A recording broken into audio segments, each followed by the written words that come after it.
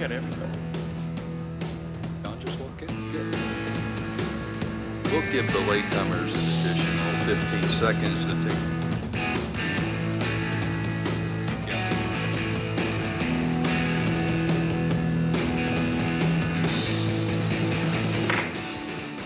I'd like to call to order the regular meeting of the Littleton Planning Commission for Monday, January 14th, 2019. Could we please have the, first off, hope you all had a good Christmas and a Happy New Year, and welcome back. Haven't seen you all for about a month now. Could we have the roll call? Commissioner Reynolds? Here. Commissioner Schwartzbacher? Here. Commissioner Coronado? Here. Chair Rudnicki? Here. Commissioner Bolt? Here. Commissioner Breidenbaugh? Here. Commissioner Miller? Here. Commissioner Almond? Here. And Commissioner Stallman is out tonight. Yes, and Commissioner Stallman sends his regrets. He's in Houston getting additional medical advice, and called me today, and we'll be back tomorrow. Before you, the agenda, any changes to the agenda? Seeing none. Minutes to be approved from our meeting of December 10th, 2018. Do we have a motion? Do we have changes, corrections, additions? I move to approve, based on the recording secretary's certification, the December 10th, 2018 action minutes of the December 10th, 2018 regular meeting of the Littleton Planning Commission. Second. Craig's a second. Any discussion? Please vote. Abstain. And missed that meeting, right? Okay. Okay, the vote's unanimous with one abstention, and the motion carries. Thank you. Next up is public comment. This is public comment for general business or non-agenda related items. We have a sign-up sheet in the back. If you haven't signed up to speak, you will call on anybody else that wants to speak after sign-uppies have spoken. Do not expect an answer from the Planning Commission right away. We expect everyone to be civil. You'll have 3 minutes to speak. There's a timer down here. When you have 30 seconds left, this lovely lady here will hold up the yellow card. And when your 3 minutes is up, she will hold up the red card. If you're here to speak on the 2 public hearings, we ask that you wait until we have those hearings. Nobody has signed up. Is there anyone else, anyone wishes to speak? Seeing none, move on to our public hearings. First item, PC Resolution 02-2019, a resolution for a floodplain use by special exemption for modification of the Slaughterhouse Gulch floodplain at the northeast corner of South Delaware Street and West Powers Avenue. First up, we'll go through our typical drill. Have you visited the site, and did you speak to anybody?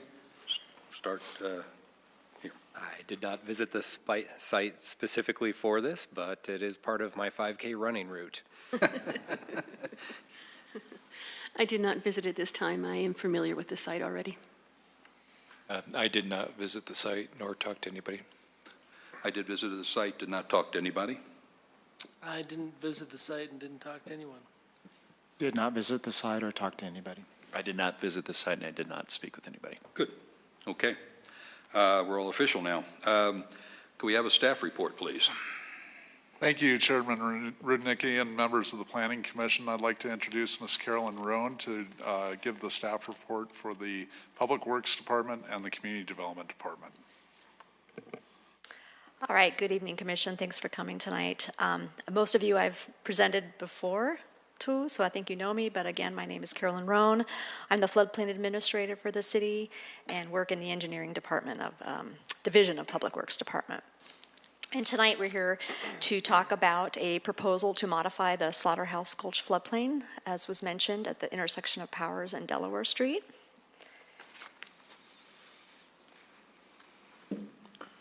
Redland, which is the engineering company that's working on behalf of the owner, is requesting a floodplain use by special exception for modification of Slaughterhouse Gulch floodplain. And the site is located on currently undeveloped land at approximately 251 West Powers Avenue, which is the northeast corner of Delaware and Powers. And currently in the process, we're at that first step where we're doing the floodplain use by special exception. And then very soon, and I don't think it's been scheduled yet, but as a preliminary project plan, which would be hearings before the Planning Commission and Council. And then after this, assuming that this is approved, we would see a conditional letter of map revision application from Redland. That's actually an application to FEMA, but as the local jurisdiction, we would review and sign that application. And then there would be a grading permit for the fill activity, and then following that, a letter of map revision with as-built information, again, reviewed and signed by Littleton, but it's actually a FEMA application.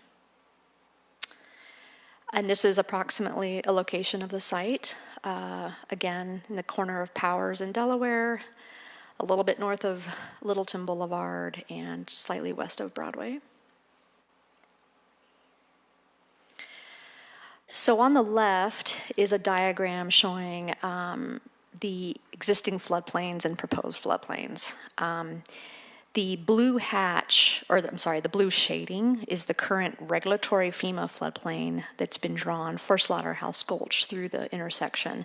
And I want to mention that a lot of the flood flow is contained in a large storm sewer located underneath, but what doesn't fit in the storm sewer is located on the surface and it's flowing through the streets like this shows. And the applicant has gone through a detailed hydraulic analysis to redefine and kind of tighten up the existing conditions floodplain. And that's what's shown in the blue dash, which is slightly different in some locations from that FEMA floodplain.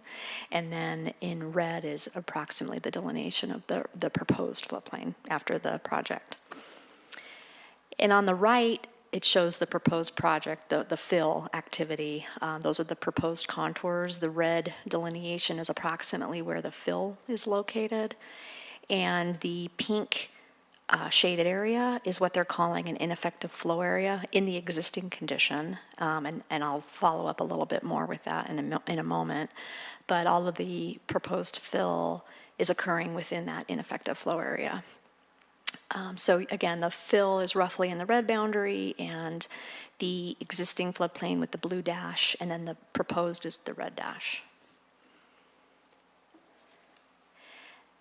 And this isn't really easy to see, but from left to right is a progression of the different floodplain delineations, starting with the FEMA floodplain on the far left, the new existing conditions that the applicant has modeled in more detail, including that ineffective flow area in pink, and then the proposed, and what that would look like after the fill is placed.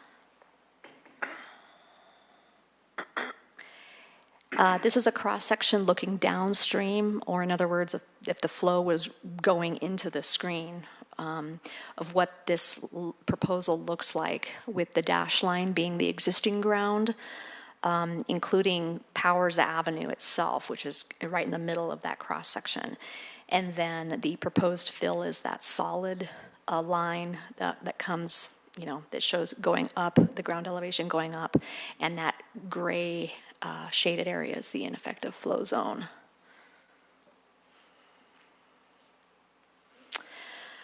So I wanted to talk a little bit about that ineffective flow zone because it's really a critical technical piece of this application. By defining all of that area north of Powers Avenue as ineffective in the existing condition, that's what makes it so that with the proposed fill into that area, there's no impact to that floodplain, whether in terms of the elevations or its velocities, because an ineffective flow area is kind of hydraulic modeling jargon for an area that has essentially like a zero net velocity.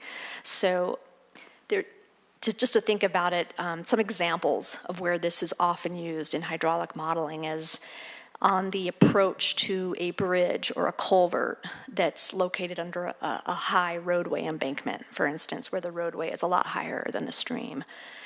It's essentially like a dam, if you can envision that. To the flow, it sees a dam, but it has a hole in it, which is the bridge opening or the culvert opening. And the areas to the side of that opening, they're flowing downstream and they're hitting that roadway embankment and essentially are blocked. And you end up getting a lot of swirling flow in those areas, and eventually water makes its way into the opening, but it's not very effective in terms of really conveying that flow at any decent velocity in the downstream direction. And so that's one example. Another example of ineffective flow might be a hole dug out in the floodplain. Maybe it's an old like gravel quarry or something, where there's this old hole that's left there. It's a what would you call it? A closed basin of sorts, where when the flood level comes up, it'll fill up that hole, but the water in that hole is still kind of stagnant. It's only when it overtops that and keeps flowing downstream over the top of that it's effective. Hopefully that makes some sense. But so what the applicant has proposed is that this area on the north side of Powers Avenue, because of a combination of contraction that's occurring prior to the flow getting through the two houses in the upper photograph, the two buildings on either side of Powers Avenue, that flow has to really contract to get through those. So even though it's wider on the upstream side, it's having to really kind of scrunch itself down. In the northeast corner, topographically, it's also in a low area. It's actually lower than Delaware immediately adjacent to it. So it's kind of sitting in this zone that'll be, in a flood event, would be swirling and kind of not effectively conveying any water until it overtops Delaware. And so that image on the left, I know it's rather complicated, but I'm trying to show the existing contours there. There's sort of a topographic ridge that occurs in this area where some of the top topography flows off to the north and some of it flows diagonally toward the south, toward the intersection. So not all of the water in the floodplain is necessarily even staying in the floodplain. Part of it might even be spilling over that ridge and going into a different direction. I've also shown this one-to-one contraction zone, which is very typical in hydraulic modeling when you have a constriction like we're looking at between the buildings there at the Powers and Delaware intersection. It's often modeled as a one-to-one contraction zone, so anything to the north of that diagonal line is considered ineffective. Anything on the south side is potentially effective. So that's the zone of the floodplain that I scrutinized pretty carefully to determine, okay, is all of this really ineffective? In the lower corner, again, it's not easy to see, but that's a sequence of cross-sections that are superimposed on each other to show that on the upstream side of Delaware Street, you've got definitely a lower area. That's the green line in cross-section view. The profile of Delaware is in yellow, so you can see that any water over there in that green area, it's down lower than Delaware right downstream of it. So again, it's going to be like a dam kind of effect in that particular zone. It's not going to have a lot of effective flow. And then on the other side of Delaware, you have that existing building. And that solid line that I've shown there, the black line, is where the fence line is along the north side of Powers Avenue. And that fence line also further restricts and slows down the flow. So between the flow depths at the various cross sections and the topography and how things are flowing and this damming, pooling effect that's going on, I was convinced that this area on the north side could be considered ineffective from a hydraulic standpoint. And again, this is all the existing condition. This is not the proposed project. So Section 10-6 of the municipal code is where the floodplain regulations are contained. And the applicable criteria are that building floor elevations are to be a minimum of 1 foot above the floodplain. Fill materials must be adequately protected from erosion. Any fill placement can't adversely affect the efficiency of the watercourse. And the fill is a minimum required to flood-proof any future structures. The fill cannot result in increased flood heights or threats to public safety or expense or nuisance or conflict with other laws or ordinances. And development in the floodplain without a floodway cannot cause a rise in floodplain elevations in excess of 6 inches. This particular section of Slaughterhouse Gulch is a FEMA floodplain, but it doesn't have a floodway delineated at this particular location. But the applicant, because of the hydraulic analysis they've done, they're actually showing that there is no increase in floodplain elevations. So we meet that last criteria as well. So even though the application doesn't show the proposed buildings at this time, the grading demonstrates that any future buildings would be a foot a minimum above that proposed floodplain. And again, and this will be verified for sure with any future building permit applications that come in. And again, all the grading and the floodplain elevations will all be verified also with any kind of as-builts and any further detailed design that is done by the applicant. Fill slopes will be protected from erosion with a grass cover or any kind of other appropriate method that they determine during final design based on velocity and depths that are occurring. And the project analysis demonstrates that there's no or zero rise in floodplain elevations, and there's no change in flood velocity compared to the existing condition. So there's no anticipated increase in public hazard or risk. And again, this is because of that ineffective flow area that's been defined north of Powers Avenue in that existing condition. Because that's ineffective, you can fill it and remove it, and it doesn't do anything to your overall elevations and velocities. And then the project will, in fact, comply with all other required regulations and permits via future applications. They haven't yet done all of those things yet, but it'll be coming with the future packages. All relevant comments from effective agencies have been addressed, but in reality, there really weren't any comments that specifically applied to the floodplain fill itself. There was a couple of comments that'll apply to later permit, building permit applications and whatnot that are specific to the construction work, but not necessarily to this floodplain fill. So we're recommending it for approval with conditions.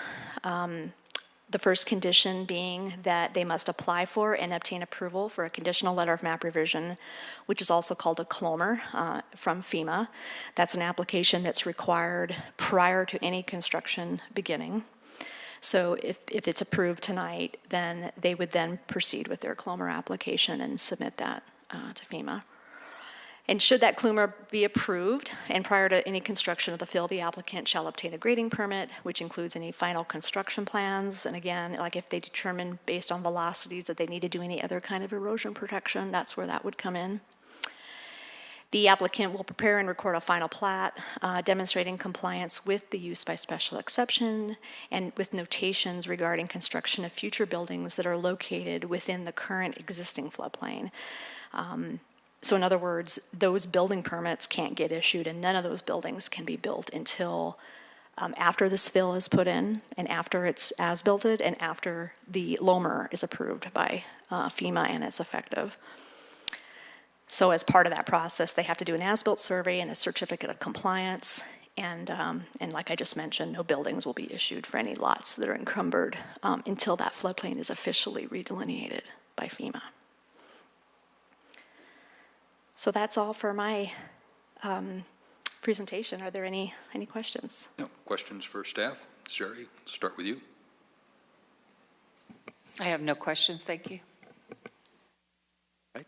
Just wanting to reiterate for the record that there will be zero increase in the flood elevation based on the modeling. That's correct. Between their new existing and their proposed modeling, there's zero rise. There's actually a decrease in elevations from the regulatory FEMA floodplain elevations.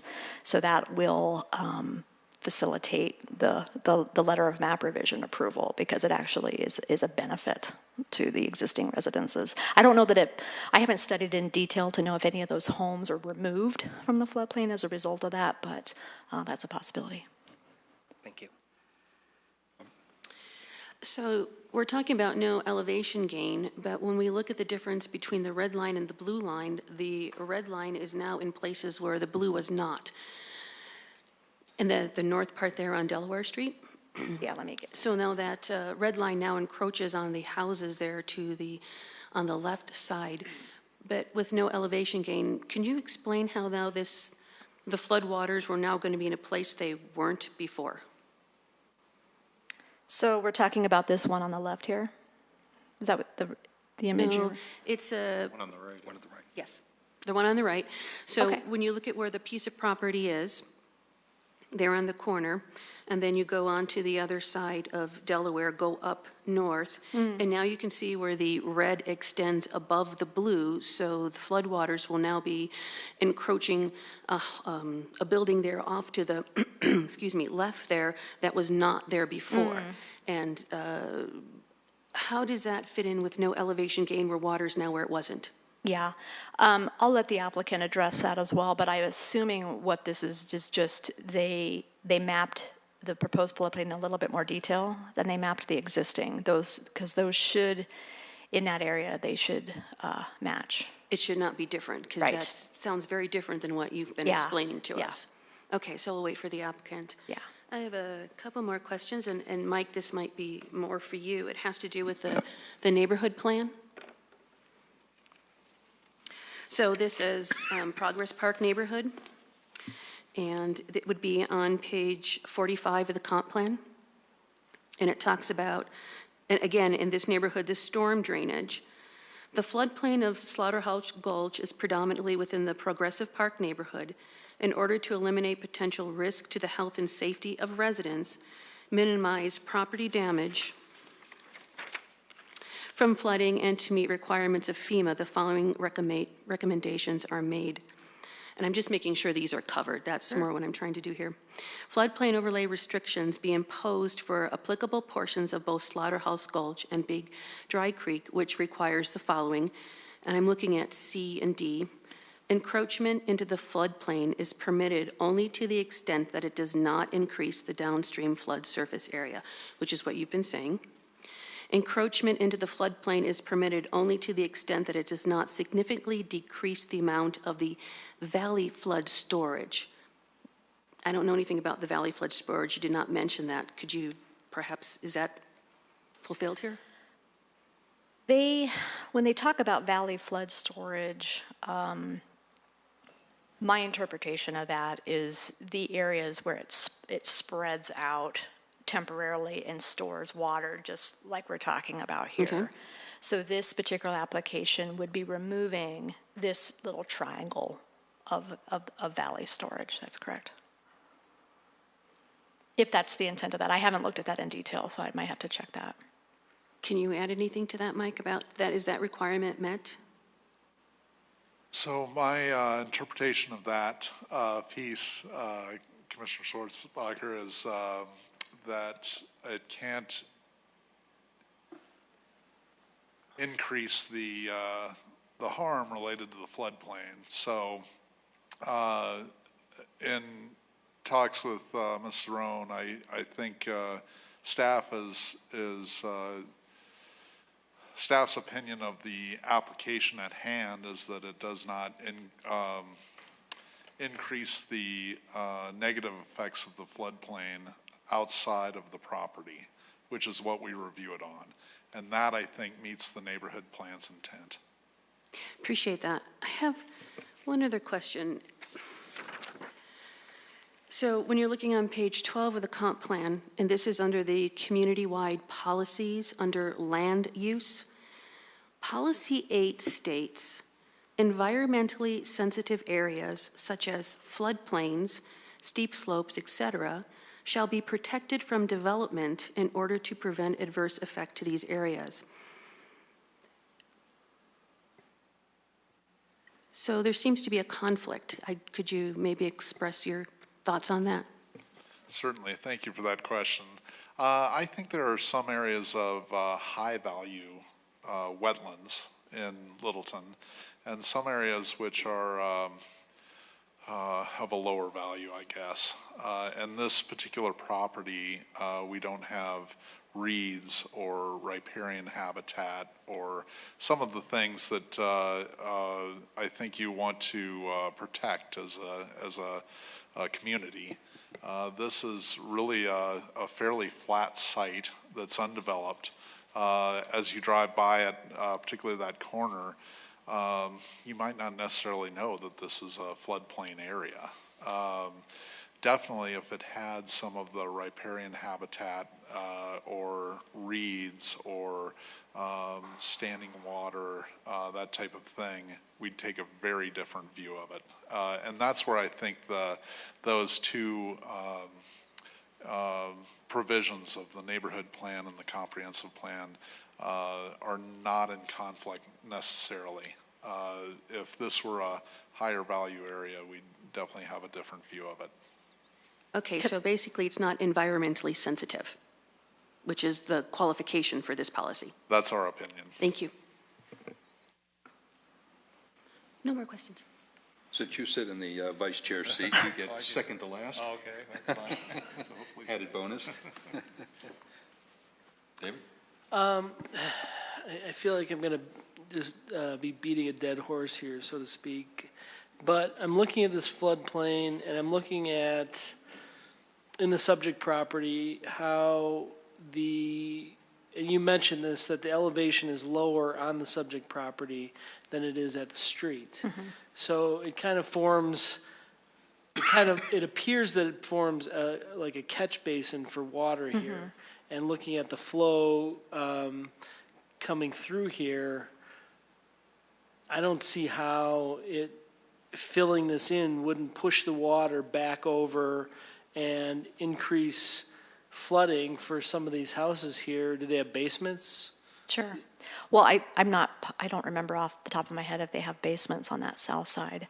But that would be very true if it wasn't an ineffective flow area. So what happens is, because this area, it has water in it, but it doesn't have much of any downstream velocity. So what happens is the velocities in the street portion speed up to accommodate that. And so when you fill that area that essentially has no velocity, it's just swirling around like that, there's no real net change in the overall conveyance in terms of the discharge, the flow rate per time.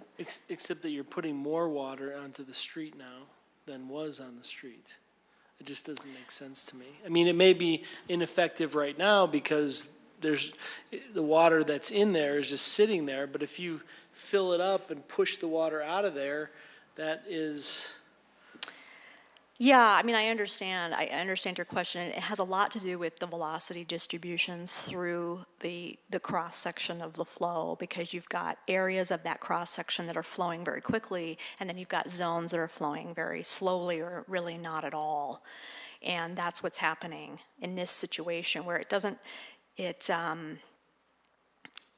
not that you're not pushing that volume over. It's just you're taking out the zone that essentially doesn't have any velocity to it. So from a conveyance standpoint, it doesn't end up looking any different in terms of depth.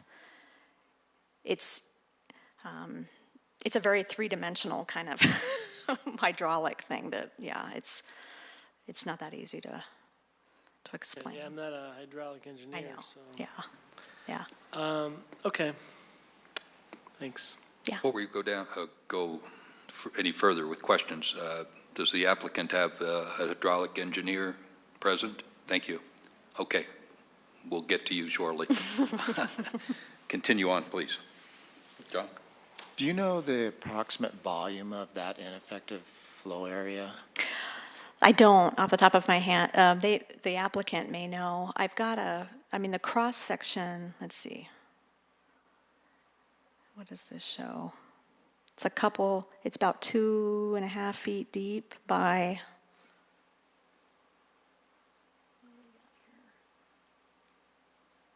maybe 200 feet wide. Yeah, so well, maybe I'll ask the applicant if he has Okay. a volume Okay. number on that. Okay, no further questions. My question was asked by Commissioner Schwartzberger, so I'm good. Okay. Okay. So as I understand it, there is an existing pipe that carries most of the flow through the area, but probably doesn't handle the capacity of the 100-year Right, storm. that's correct. So everything we're looking at is 100-year floodplain, correct? That's on the surface, yeah. Surface, right? Yep. Is there any experience that the city's had with flooding in this area or damage from flooding to any of the buildings that you're aware of, or? I'm not aware of any issues at this particular location. Other places on Slaughterhouse Gulch have had some issues just upstream of here. At this specific location, I'm not aware of it. Okay. Yeah, I had the similar questions in that it seems counterintuitive when you fill in the floodplain that Right. it doesn't displace it, and that there's not only velocity, but there's also volume considerations. But I'd love to hear from the hydraulic engineer Okay. on this.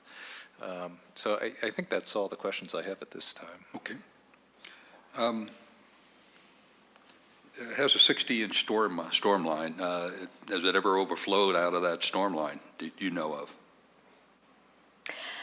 Well, I know there has been surface flooding because of some of the flood claims on some buildings that are located upstream of this. So I think it has occurred, but maybe not since the early 80s. I'm sorry, Not since the early 80s. Okay. Yeah. In the northeast corner, the southeast corner of this site, there's quite a bit of embankment that you're proposing. Looks like somewhere in the neighborhood of about 6 feet above the roadway, somewhere in that vicinity. Is that much fill necessary to make this work? Or is this being done to enhance the future development of this site? It's probably, yeah, for future development. I can let the applicant speak to the actual elevations. I mean, it's higher than the proposed floodplain elevation is, so they maybe just be providing extra freeboard in that corner. So you don't know if it requires Yeah. 5435 at Yeah. the top, or whether it requires 5432? Right. You don't know? Yeah. Okay. Seems to be quite an embankment. Let's see. I had the same question about the flooding area. The new drawing shows it going up Delaware somewhat, and a slight increase in the water level. It looks like a parking lot or the driveway of the apartments to the west of this site. So we'll get some additional answers from the engineer. That's all the questions I have. Is there any other questions of staff? Just one, I'm sorry, I can't find it right now. I thought when we were putting in fill for a floodplain, we were supposed to minimize the amount of fill and not put more than necessary. Yeah, that's true. And so it could be that what they're showing in this picture is more than what is necessary. And so that's something we could work with them on final design. It wouldn't change the proposed floodplain delineation, but you're right, that fill could probably come down, the max fill. I mean, I've lived on a house with fill and had lots of problems when it got saturated with water, to the point where we had to put in boulders to keep our land from moving. So I am concerned if there's more fill than is necessary for the floodplain. Okay. Thanks. Anything else? Thank you. The applicant wish to make a presentation?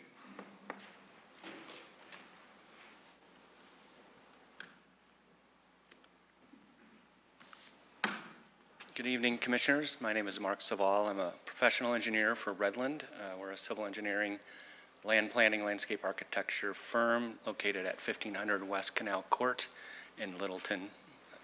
Could you speak directly into the microphone if you can? Sorry. You can move it. You could move.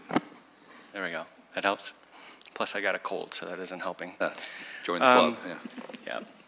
So we really don't have a presentation, but I did, I think Caroline did a great job kind of explaining the issues with the site and the floodplain and the complexity of this area. But I did write down some of your questions, so I'll try to address them as I can, and then we'll obviously be available for any other questions. I don't know if there's, can I get the PowerPoint back up? That might be helpful to use some of the graphics. Yeah, that would be good. Yeah, that's perfect. Okay, I think the first question I wrote down was what's happening here where what we're calling the existing floodplain, which is in red, is different from what's called in FEMA jargon the effective floodplain, which is the way the maps, the current firm maps currently plot the floodplain. The reason that's different is the first thing we did when we started analyzing this area is we got new topography, and we basically had those streets surveyed. And so, you know, the existing maps, the existing modeling was done, I believe, in the 1990s. And it's always difficult to say how those were done. Typically, in the past, those have been done looking at large stretches. And so a pretty complex area like this, they may not have looked at it in as great a detail. And what type of topography did they use? Did they use an aerial topography where they flew over the site and obtained topographic information that way, where you may have variations within 6 inches, 8 inches in differences, which, in a fairly flat area that can adjust those lines pretty significantly. So when we started looking at this, we looked at the complexity of the flows coming down Powers Place, and then how they overtop and flow into Powers Avenue, and then how they flow to the west. And when we did that, we inputted our new topography based on a field survey.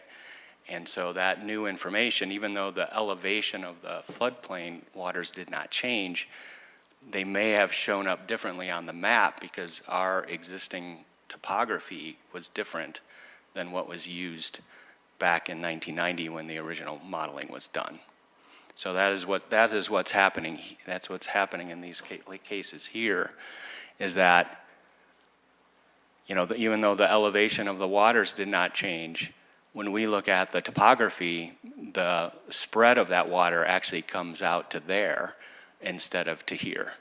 And so when we look at a stretch of the drainage way and we submit this application to FEMA, we have to certify that we are showing it correctly based on the certified topography that we obtained, that we have a professional land survey say this is correct. So we can't necessarily ignore the fact that if our information says based on the topography the floodplain limits get to this point, we have to show it that way, even though it's different even though we made no changes to the grades and there was no changes to the base flood elevation. If that's what the topography says, we have to map it that way. So hopefully that addresses that. The question about valley flood storage and the comp plan, I think, and the avoiding floodplains, I think Carolyn answered that correctly. I think that's more applicable to more of a riparian, where you actually have a drainage way. In this case, the main flows are happening in a pipe, and this is a very urban setting. So this is not really, you don't really see the benefits in this drainage way that you typically would if you were, say, up against the South Platte River, where you have habitat, wetlands, other environmental benefits. In this case, the main flow is in a pipe buried under the street. So there really isn't those benefits to be mitigated. I think the big question that I heard was, how do you fill in some of this volume and not negatively impact the volume on the other side of the floodplain area? And I think one way to maybe explain that is we're talking about really a 2D scenario coming in. You're talking about a dynamic scenario. Basically, water comes in from the upstream side, which in this case is to your right, and it has to come through this section, and then it exits out to the west. So it comes in kind of from the southeast, comes through this area, and it exits to the west. So the way this is modeled is we do cross sections, and we cut a cross section and we figure out how that flow gets through that cross section, and how much area does it have, how much velocity does it have to get through that section. And what we did when we modeled this area with the new topography, taking the flows that are that FEMA has determined, what are the flows that are flowing over the surface. We know that a lot of the flows are in the pipe, but we ignore that. We're talking about the water that's flowing over the surface. And if we look at that, those cross sections, we determine that the area that's in the pink shade really is not critical in order to convey this flow through this area. And that's where Carolyn said this is ineffective flow. So that area there is not helping, is not critical to getting this water from the southeast and out to the west. So that if you remove that area from the model, it has zero impact to the water surface elevations, because that is not contributing at all in getting the water into the system and out of the system. So if this was a stagnant situation, like say you're in a pool or something, yeah, you displace an area, you're gonna displace, it's gonna raise the water surface in another place. But in a dynamic situation where we're talking about flow being conveyed through an area, it's a different dynamic. And in those cases, you take away an area that is not contributing at all of getting that water from one place to another. You're conveying that water through the system. And I believe the flow is about 800 cubic feet per second is what's coming into this area and going out of this area. And so if we're looking at a part of that cross-section that is ineffective, which means it's because of all the things that Carolyn talked about, it is not contributing at all getting that water through this zone, then if you take it out, it's going to have zero impact to the water surface elevation. She also mentioned that when we looked at the existing condition, the water surface elevation actually decreased in some areas. It was a fairly minor decrease, probably in a function of a couple inches. And the reason that occurred is because we were using new topography. So, with the new topography, plus we modeled it a little different of how the water actually comes down. The main flow comes down Powers Place. And then at some point it overtops. There's kind of a ridge between Powers Place and Powers Avenue. At some point that water overtops that ridge. Even though it's heading west, it overtops to the north and spills into Powers Avenue. And then they all kind of come together at the intersection and then continue to head west. So because the initial model didn't look at that at all. It kind of ignored that whole dynamic of where the water was going. And so we updated the model to what we believe better reflect what was actually happening, where the water was actually going. And part of all of that resulted in a decrease in the base flood elevation on these cross sections. I think the last section, I don't know, I was going to have someone check the volume if we had been able to. Dan, were you able to check the volume of that depression?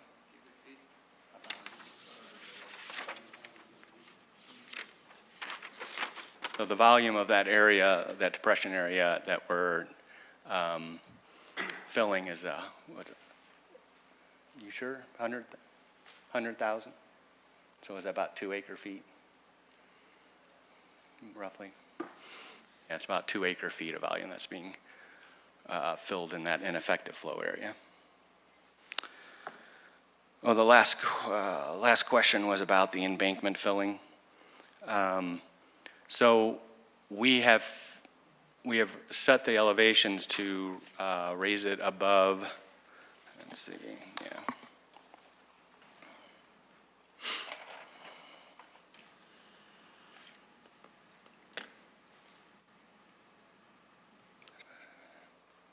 Yeah, so the base flood elevation, pretty much at the corner, I believe, is around 5430. And so we raised that up to 35. I think the suggestion to minimize fill in the floodplain, I always interpreted that is that we want to minimize how much fill we're impacting the floodplain from a footprint standpoint, not necessarily a depth. I mean, once you get above the floodplain elevation, how much higher you fill above that I mean, from a floodplain standpoint, it makes no difference. Whether you're a foot above it or 5 feet above it, you're not, the difference on the floodplain is there's no difference. The reason we are showing it going up to 53 is that when future development is proposed on this area, those structures need to be at least a foot above the base flood elevation. And we want to make sure that there's positive drainage to the north, so that in order to do that, we're filling it even higher, so that the drainage can be to the north. But that would be part of the the final plan, whatever ends up being developed here. So I think that covered at least the questions I had written down. If you have any other questions, I'd be happy to try to answer them. Questions of the applicant? Dan, start with you. Yeah, so you said the floodplain elevation is 5430. Is that basically, would that be that red dash line? Is that the contour line then? Correct. Okay, and so you're saying the red that's going up South Delaware is actually now more accurate depiction of elevation 5430? Yeah, so let me see. So the section is 178.60. So at 178.60, we've got a base flood elevation of 5429.56. So yeah, about 29 and a half roughly. Okay. Yeah, no, I was curious about why that red and blue line were off, but it sounds the blue line was, how they determined that. It sounds like it wasn't, it was unknown, but you have found more accurate information through your surveying, is what I've heard. Exactly. Just to give you an example, at that elevation in the original survey, the base flood elevation was actually at 31.68, so it was quite a bit. I mean, it was over a foot higher, yet we're showing the flood elevation dropping quite a bit, but because of the topography, it's showing it out, spreading out further. Okay. So again, that could just be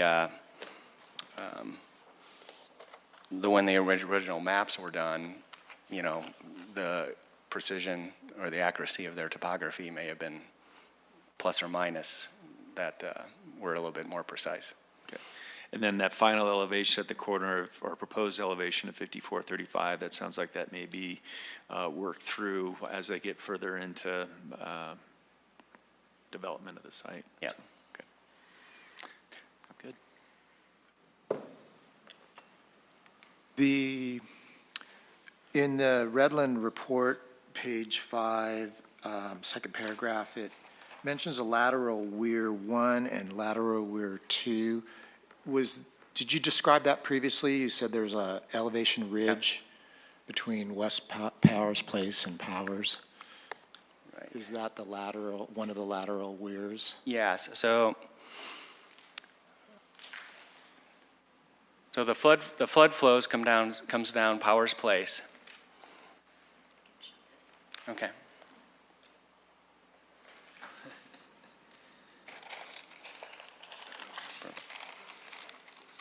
Yep. Can we zoom? There you go. Perfect. So the floodplain flows comes down to Powers Place. In the original model, they had one what's called a flow path. They had one flow path that came down here, and then went off down. They went off this way down Delaware, past Delaware Street. And what was happening is they did a section all the way through, and Powers Avenue is lower than Powers Place. So what they were doing, what the flow was doing is it was flowing down here, and then the minute they added a section that had Powers Avenue, the water magically jumped to the lowest point in the model. And so this 800 CFS all of a sudden went from here to here. And so when we started looking at that, we're like, that is not representative of what's actually going on here. So what we did is we added a new flow path in Powers Avenue. And then we did what's in the hydraulic model, we added what's called a lateral structure. And the lateral structure forms this ridge between the two. And so what happens is these models, and it's a HEC-RAS model. It's a model formed by the Army Corps of Engineers that's typically used in floodplain modeling. And so what we had to analyze is, these models are basically look at flow, the flow's going in one direction. So when you get a situation like this where the water builds up till it overflows a point and goes perpendicular to the main direction of the flow, you have to somehow model that complexity where the water is now going in two directions. And so what you do is you put in a lateral structure and the water builds up and then it overflows that like a weir and it spills down into this lower flow path.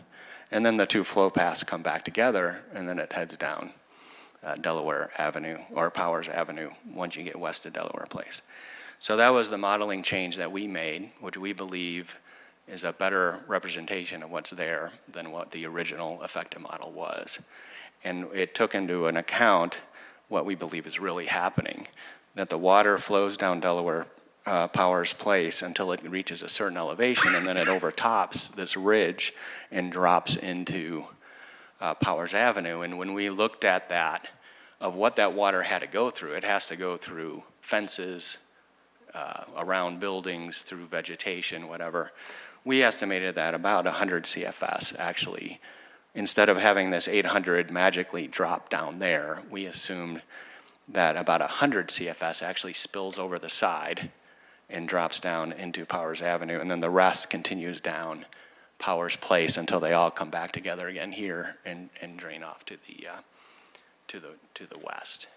So that's what that discussion was about, that we took that existing model, the effective model, and we changed it based on our new topography and based on what we believe is a more accurate modeling of where the water actually goes. Okay. Thank you.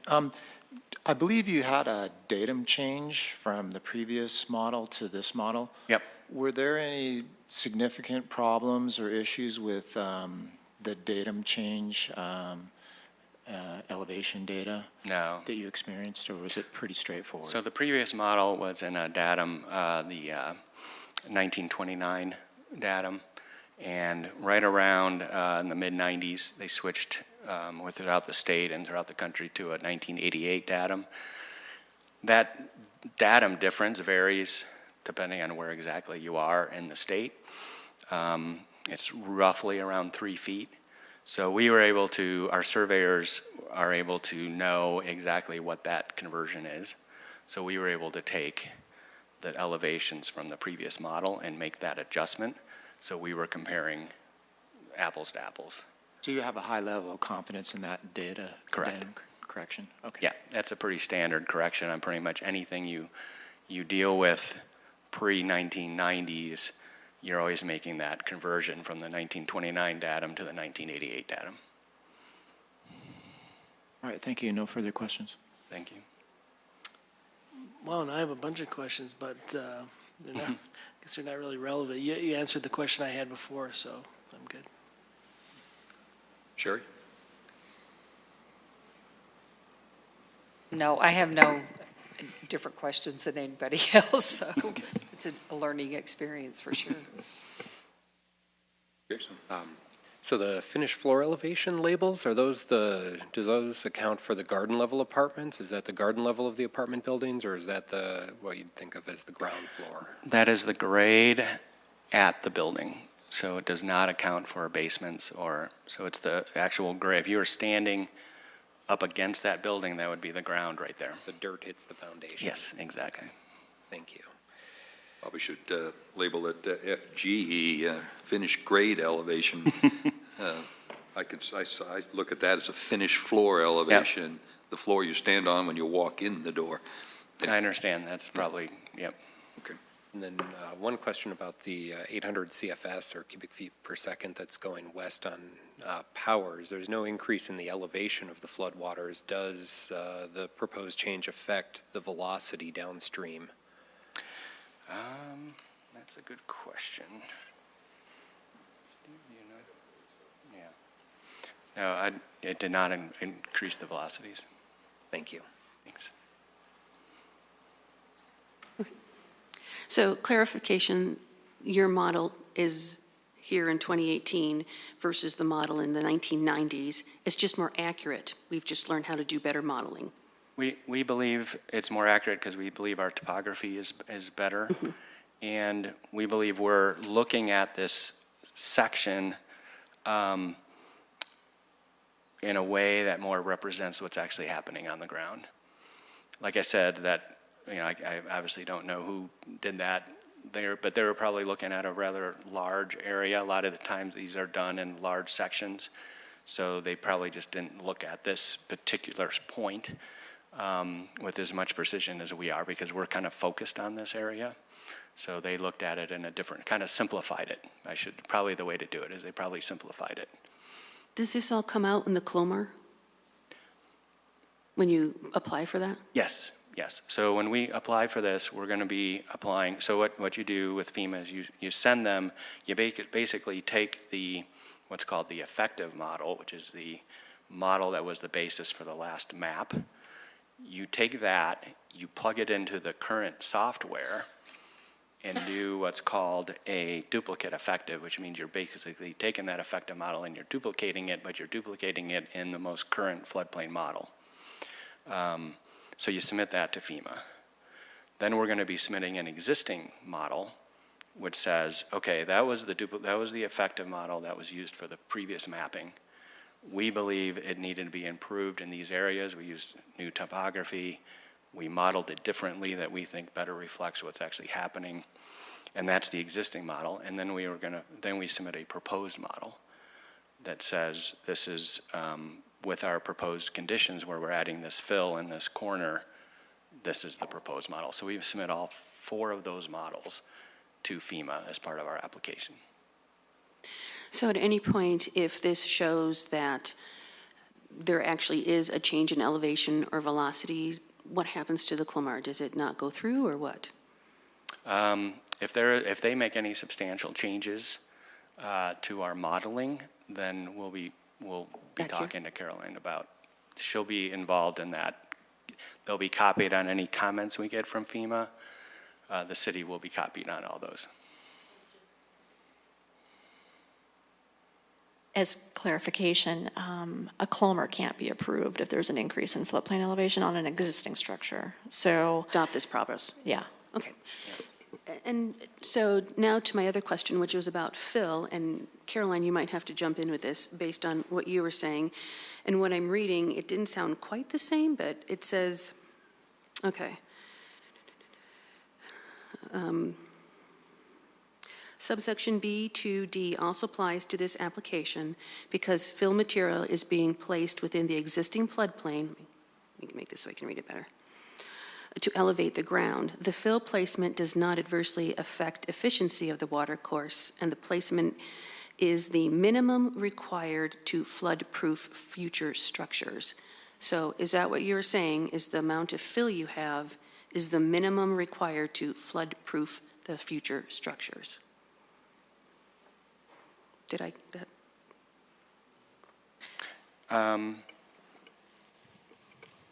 I would say definitely the footprint of the fill that we're proposing is the minimum required to, one, provide an elevation of the ground that we can develop, while also not affecting the base flood elevation of the surrounding area.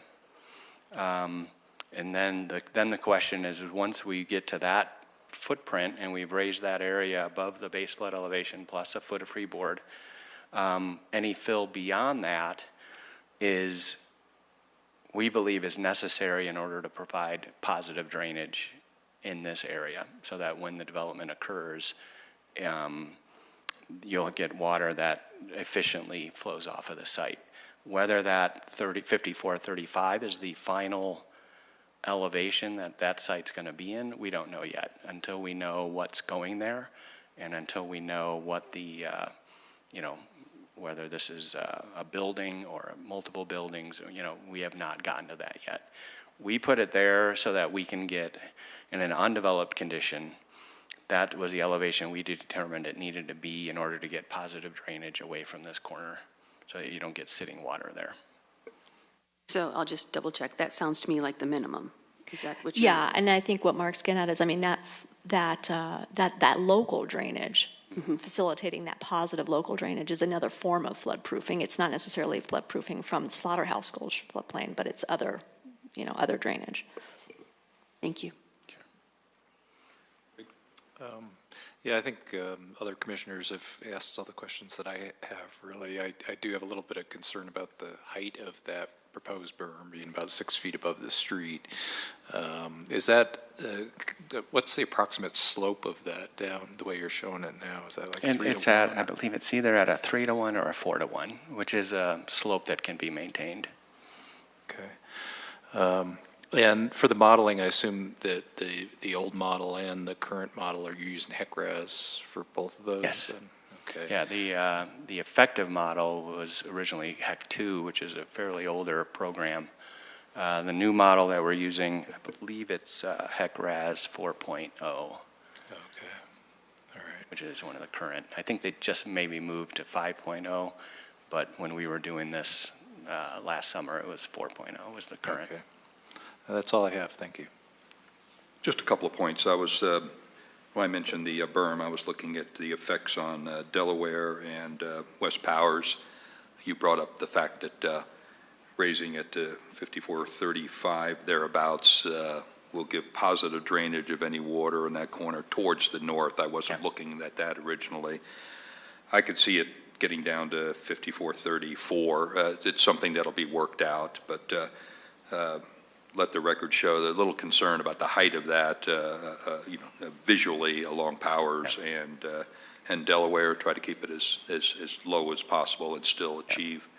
I mean, if it's there for aesthetics, then disregard the aesthetics and think of the neighborhood. Yeah, when the, whatever gets developed here, that application comes in, it'll have a grading plan, so you'll get to see where any improvements in there will be in relationship to Powers in Delaware, but this is kind of a placeholder until those plans get further along. So it's a point of just keep that in mind as you're looking at further drawings.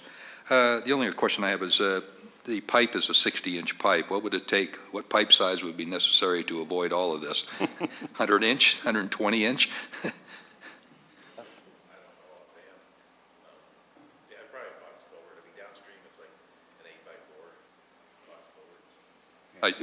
Can you just come down and restate? We can't hear you from here. This is Steve Pangburn. He's also with Redland. I don't have the plans with me, but downstream, I don't know if it's on this plan.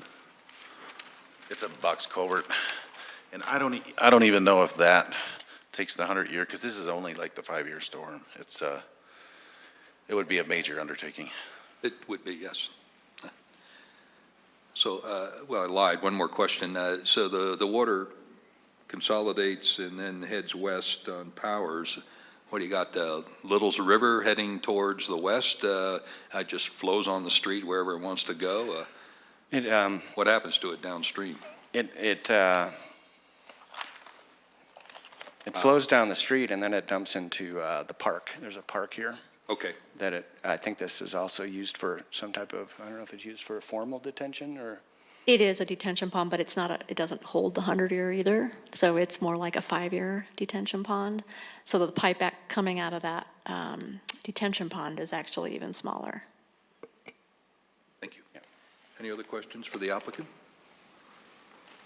There's a significant wetlands just to the north of the site bordering the property. Is that going to be affected in any way by the proposed development? Are you referring to the pond? Right. Yeah, so that is on the Norgren property. That is not part of this project. Are the owners of this here, this is the property line right here. So they do not own that pond. That's owned by Norgren. All right, so no impact on that. Correct. That wetland area. All right. Correct. Any other questions? Thank you. Thank you. I'll open it up to public comment. Do we have a sign-up sheet? Again, the same rules apply, about 3 minutes to speak, be civil. First up is Janine Phillips. If you could state your name and your address. Thank you, Commissioners and staff. My name is Janine Phillips. I am a resident since 1993 of Littleton, since actually birth, and since 1993 at 5435 South Delaware Street. So basically, I'm in the townhome complex directly across from the pond. We have in our property, a significant portion of our property as Crestline townhomes, devoted to being part of the floodplain and allowing a lot of those drainages to come through and possibly endanger root systems of our trees and things that could fall in our homes. And a number of us that you saw here that were citizens were actually from Crestline Park. So we did want some clarification, and I've understood a lot more through the presentations, that there will be, because they're talking about northern flow coming through and then possibly flowing further to the north. We're directly to the north, and we have concerns because that does go into the storm drain of this city, which then cuts through the end of our property and may or may not saturate our parking lot where our vehicles are at. So we have significant concerns about the flow of water, and as this project continues to develop into whatever, it will impact us greatly. So I just wanted some clarification as to whether or not the drainage goes into those pipes which come down to Crestline and Delaware and cut across in the Crestline Park area. So if I could get some clarification, I would appreciate it. I think that's all I have for you. Thank you. We have Judica Miller, who is against the project, does not wish to speak. Is that true? Also from Crestline Park, so same concerns. Okay. She says ditto. Pam Chadbourne is against the application and wishes to speak.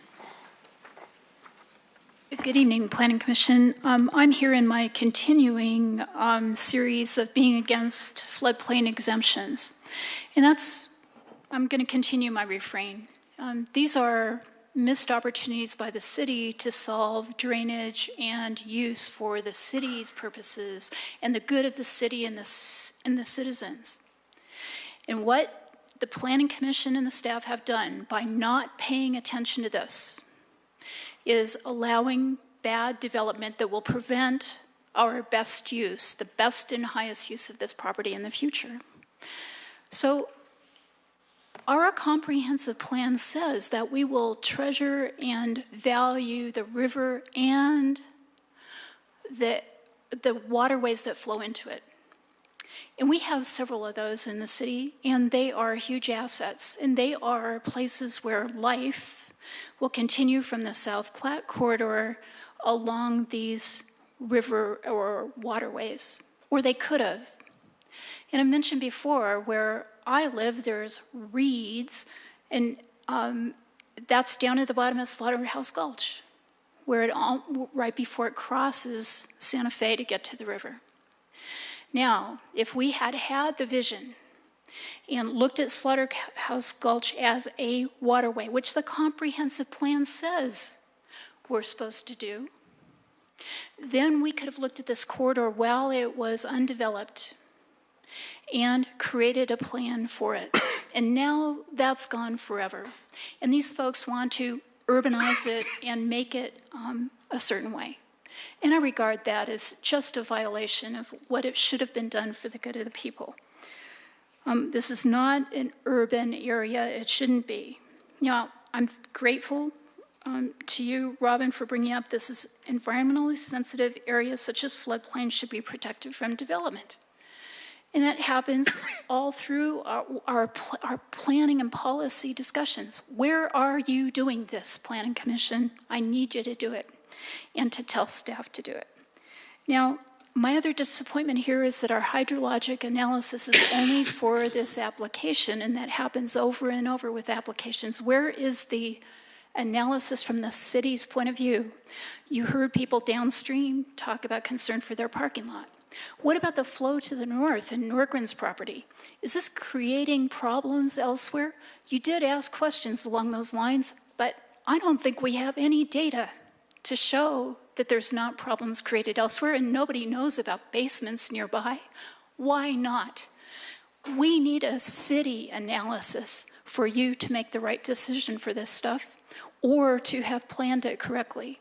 So this is another example of destruction of Littleton by floodplain exemption.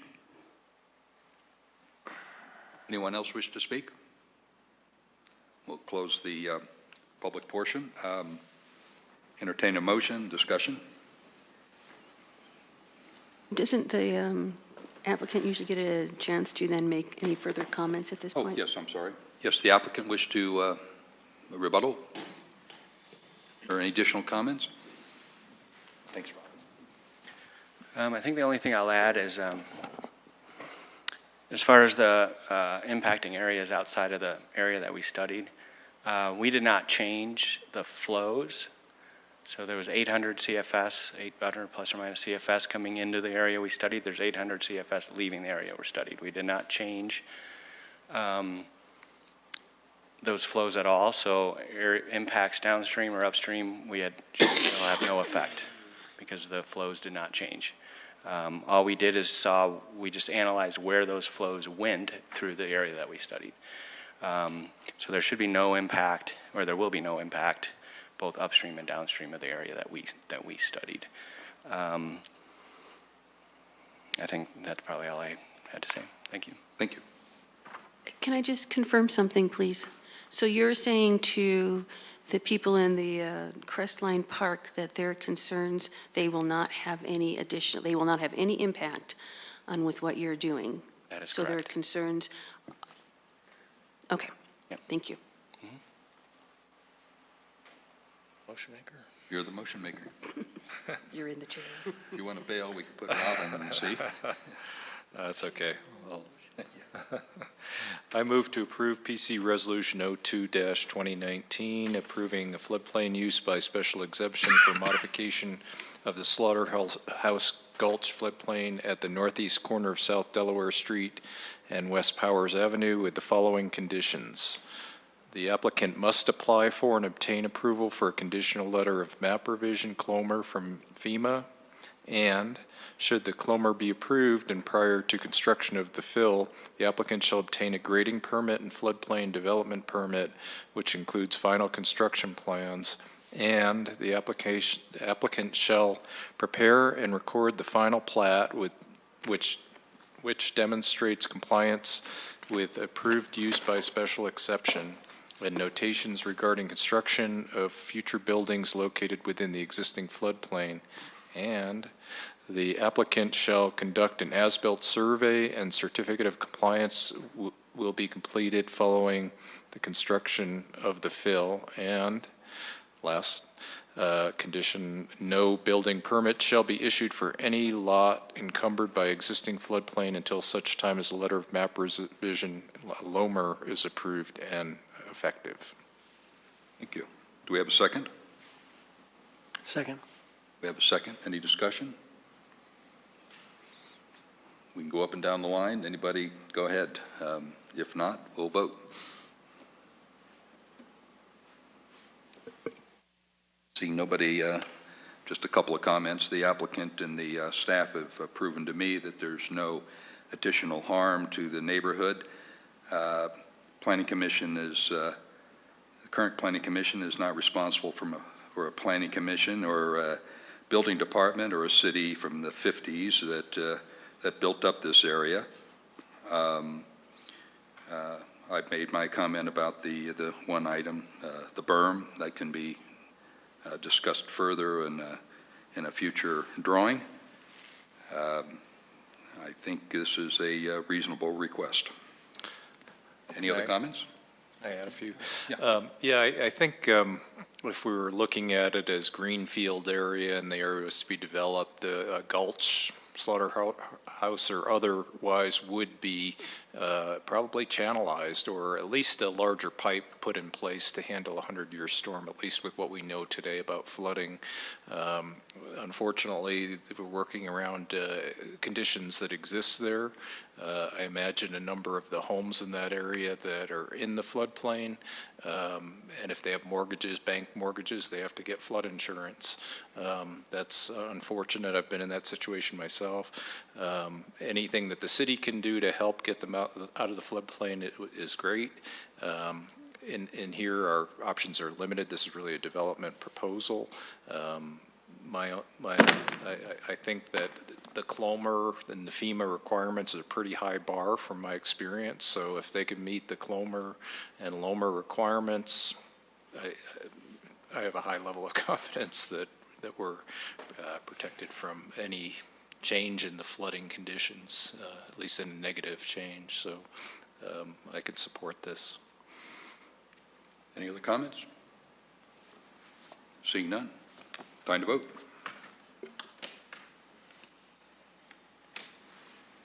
All right, the vote's unanimous and the motion carries. Okay. We're going to take this next one could be a little bit of time. We're going to take a 5-minute recess, only 5, and reconvene in 5 minutes.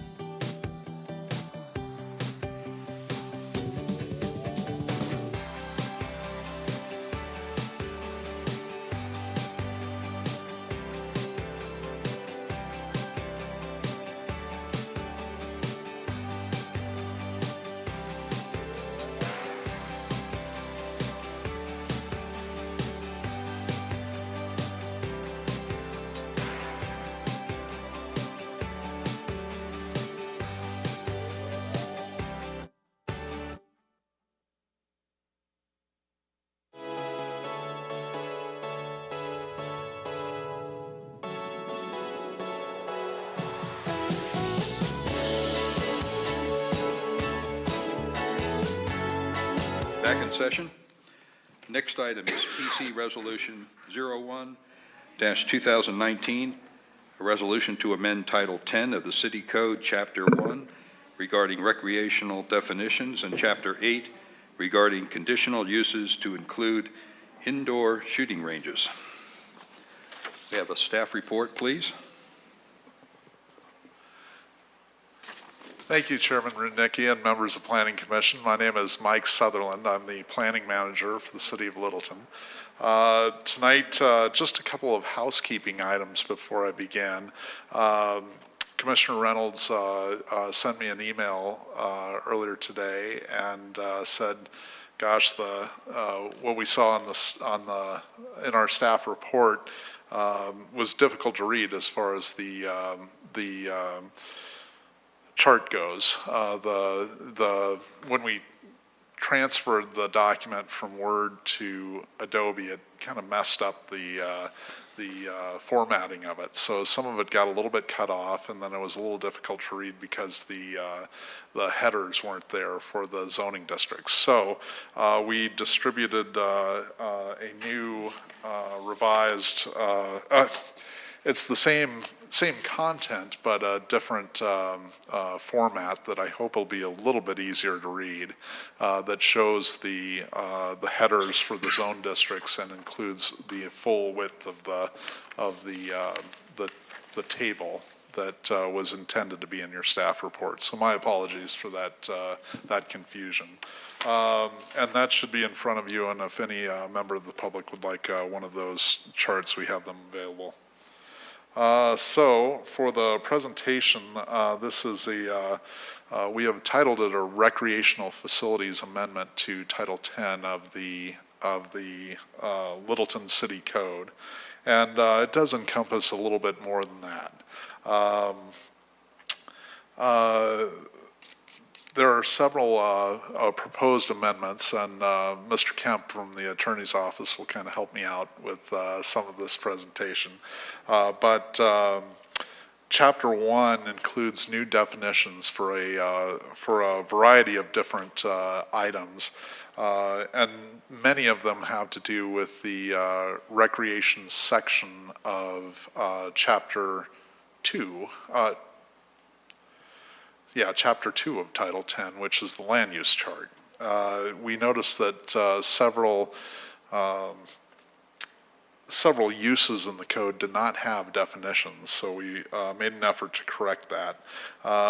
Just running down the list, we included definitions for an amusement arcade, an archery range, conditional use, which was not defined earlier, conference or event centers, governmental facilities, indoor recreation, library and museum, outdoor recreation, recreational facility private, recreation facility private, schools private, schools public, shooting range indoor, and shooting range outdoor. So all of those definitions are included in the proposed code amendment. And I misspoke earlier, Chapter 3 is the land use chart, not Chapter 2. But there are several revisions to Chapter 3 of the land use table. Mainly the changes include recreation, amusement, and entertainments section, and this is kind of a whole-scale change. We had that section previously, but have revised it to include some of the new definitions and the new uses that are proposed with this change. Also, the institutions sections, which directly follows the recreation, amusements, and entertainment section, has been altered to include private and public schools and some of those definitions that that we included in Chapter 1. Finally, Chapter 8 is the conditional uses section of the Littleton City Code. And the proposed changes add regulations for archery ranges. They add regulations for conference and event centers. indoor shooting ranges, outdoor shooting ranges, sexually oriented businesses, and the proposed changes include general regulations applied to all conditional uses, which include provisions for revocation of the conditional uses and continuation of previously approved uses. So those were lacking in the current code, and we feel that these will help the regulatory efforts of the city staff. So this, I hope I've given you a broad summary of the proposed changes to the to Title 10, which we've titled recreational uses, but encompass a little bit more than that.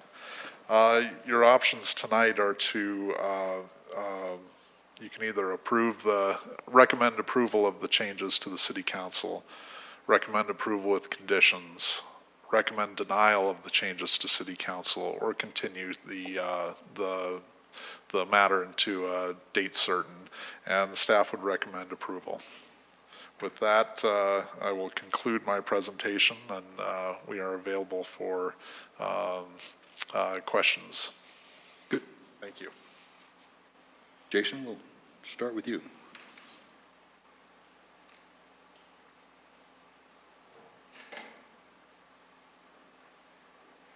Why don't you mind staying up here a little? Actually, the code might be a handy reference there. I was just wondering, for comparison, are amusement arcades permitted in roughly the same zone districts as, say, restaurants and bars? Mr. Chair, members of the commission, in terms of the chart, what we've tried to do is we had a bunch of things all sort of mishmashed together in one definition, on one line on the land use chart. When we separated that out, even though we show it as new because we wanted you to see it, we replicated where it was under the old land use chart. For example, under the old land use chart, we had 3 types of indoor recreation specifically identified. Everything else was in a catch-all, which basically had totally inconsistent types of indoor recreation in this catch-all. Well, we didn't make some things conditional principle. We tried to keep it exactly the same, even though we itemized it out. Yeah. Did I answer your question? Well, the question I had is, there's the One Up bar in downtown Denver, which is, bar / nightclub / arcade. So the question was whether bars, restaurants, lounges are in roughly the same zone districts as amusement arcades, or would something like the One Up bar as found downtown or on East Colfax in Denver be considered a bar primarily and secondarily arcade games as an accessory use, even though they occupy like 60% of the place? Right, I have been to that facility. It's a fun place. I would probably consider that to be a bar, first and foremost, because liquor sales probably contribute to most of its revenue, whereas the quarters I put into Donkey Kong, are a minor element out there, I think. So I can take a quick look at the bar section, but I believe that they are fairly compatible. And they would be, I would agree with Mike, they would be a bar. And quite candidly, there are other pieces of this code where we need to do the same thing. One of the things Clarion said and Associates, as you may be aware, they did an assessment of this code about 5 years ago. And one of the starting places for that was they said, you need to get definitions for your uses, and you need to get your uses in your land use chart where you have definitions, but you don't identify the uses in the land use chart. much like we did with the shooting ranges, short-term rentals, where we tried to begin to bring in our definitions and have our definitions in the chart, land use chart match. This is another episode of that, where we're trying to have definitions in the land use chart match. But I can tell you, yes, the bars and the restaurant definitions is a whole nother area we have to address. Okay, thank you. And just comment, really appreciate separating out archery ranges from firearm shooting ranges. They do have very different impacts. Yeah. Sherry? Let's get Sherry first. I do have a question. Find it. Want me to come back to you, or? I think I found it. Okay, on page 9, it says number 7. I think this is just maybe a typo or something. Anyway, it says firearms that are stored on the premises shall be stored in a vault. Which number? Number 7. When the range or is closed for business, I guess it's supposed to say when the range is, I don't know, open or closed for business. That's correct. We will correct that. It reads, firearms that are stored on the premises shall be stored in a vault when the range or is closed for business. And it should just read, firearms that are stored on the premises shall be stored in a vault when the range is closed for business. And we'll make that correction. Thank you. Mm-hmm. Okay, and then on page 11, number 4 under P, sexually oriented businesses. There's number 4 says school defined, which I understand it looks like is a definition. However, it seems out of place here. There's no reference of that language referring to schools anywhere near the P, sexually oriented business, unless I missed something here. That is in the wrong location. We'll correct that Okay. to be in the school section. But I think you are correct that that is out of place. Okay, because when I looked at it, I looked back to see how far away would a business need to be from a school. However, I didn't see that, and I'm not sure that matters, but it just led me to see that this was located And in the wrong Commissioners, place. you won't see the spacing requirements in the zoning code because inexplicably, they are in the business code. And one of the other tasks that we have is the spacing requirements, which have nothing to do with a business license and everything to do with land use, are going to come over to the land use code. They're just not there right now.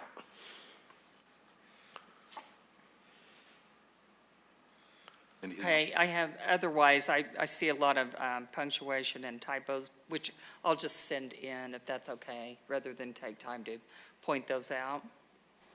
Well, I'd recommend if you wish to, you could just get with Ms. Sonia and take care of that. Because what the commission here is doing is really just recommending a text amendment. This whole thing has to get re-typed in for the first read. And so if you'd get with Ms. Sonia, if there's any typos, she would take care of that before it gets re-typed in for first read. Okay, thank you. Okay, just a couple questions. I'm on page 10, and it's under N, outdoor shooting ranges, number 2 and 3. Shall be set back at a minimum of 500 feet from adjoining properties and a minimum of 1,500 feet from residential or agricultural buildings. Shall not be sited within 1 mile of residences located in the direct line of fire. Are these distances considered the best practice? Yes, for these? This would be the best practice for an outdoor range. Now, very candidly, realistically, it'd be very difficult to site an outdoor range in Littleton. But the difference with an outdoor range versus an indoor range is we have to deal with the fact that that round could travel even with something like a sand or whatever to catch that round, we have to deal with the fact that round can travel, and this would be in line with best practices for an outdoor range. Thank you. Just one other question. This is on page 17, 10-8-6, revocation of conditional use permits, and it's A. Any conditional use permit may be revoked at any time by the Planning Commission or a hearing officer appointed by the council to act on behalf of the Planning Commission upon finding that, and then that. So at what point would the Planning Commission be revoking? I mean, we're not going to be paying attention to businesses and watching to see if these things are going on. Would this be brought to our attention? Yes, what would normally happen here would be that staff would normally be the ones to determine that there's probable cause to revoke. Usually that's going to come out of a code enforcement complaint. And we would get some information that some condition was not being complied with. And staff would verify whether that was the case. Depending on the nature of it and the severity of it, if it was something minor, staff, again, it's very compliance focused, it would try to work with the conditional use permit holder to come into compliance. But if we had a situation where the conditional use permit holder said, well, I don't care, I'm just going to go ahead and do it anyways, well, then we would bring to you a petition to revoke the conditional use permit, and you would basically have a hearing, and you would act as judges, and we would seek to revoke that permit. I can tell you in my career, I have had, in 30-plus years of representing governments, 3 conditional use permit revocations. It's a very rare thing to be done, but right now we don't really have anything in the code that tells us how to do it. And so it actually is very necessary to have something in the code, so if we ever get into that situation, we're able to do so. Thank you. No more questions. Just break in. So what you're saying is, I had the same question that Robin had. Hearing officer means staff member would, is that correct, basically? Well, a hearing officer, many cities will appoint an outside person, like maybe a lawyer or someone, to act as a hearing officer on something like this. And the reason is, I can tell you, one of the conditional use permit hearings I was involved with went on for like 3 days. And so it's really hard for a citizen commission to spend 3-4 days hearing a case. And if we had a case like that, the city might want to have that kind of option to say, well, this particular case, let's have it go to an independent hearing officer who, they can do a 3-day, basically a 3-day trial. Okay. All right. Dan? Go ahead. I'm good, thank you. You're good? Okay. John? Page 10 on the outdoor shooting ranges has a list of conditions to be met. There's no discussion of on-site storage of firearms. I was wondering if that should be addressed in there, either that it's prohibited or allowed, or... Yes, we can certainly address that. I would, generally, every outdoor shooting range that I have ever been on, and I've been on a number of them, none of them allow for the storage of firearms on site. And we can certainly add that in there, because I've never seen an outdoor shooting range allow for storage of firearms on site.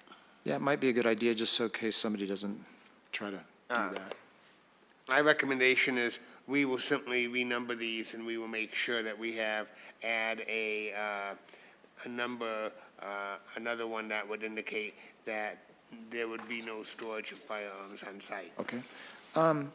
It says in item 5, only firearms shall be discharged at the range. What would be a prohibited discharge, like a bomb or something? Grenades. Grenades, flamethrowers. Okay, number 5. Okay. I was just curious of what would be prohibited other than firearms. What kind of discharge is prohibited? Well, the idea here would be that firearms, in terms of federal law, has a very specific definition, and those could be discharged. But in theory, we would not want someone deciding, I'm going to bring an anti-tank weapon and discharge it on an outdoor range. That would not qualify under federal laws of firearm, and we would say, no, that's not an appropriate thing to bring to a range to discharge. Okay, noted. Okay.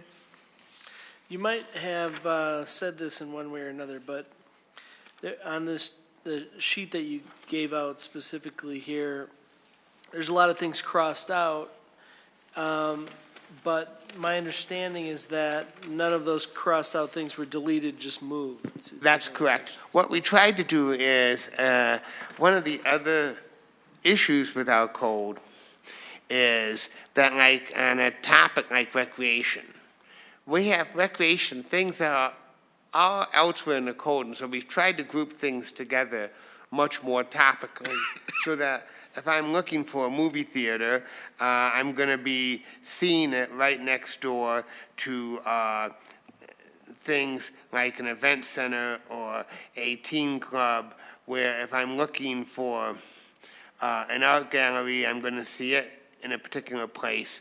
And so we've tried to group these a bit more topically. But we have, the ones that are crossed out have not been deleted, they've just been moved.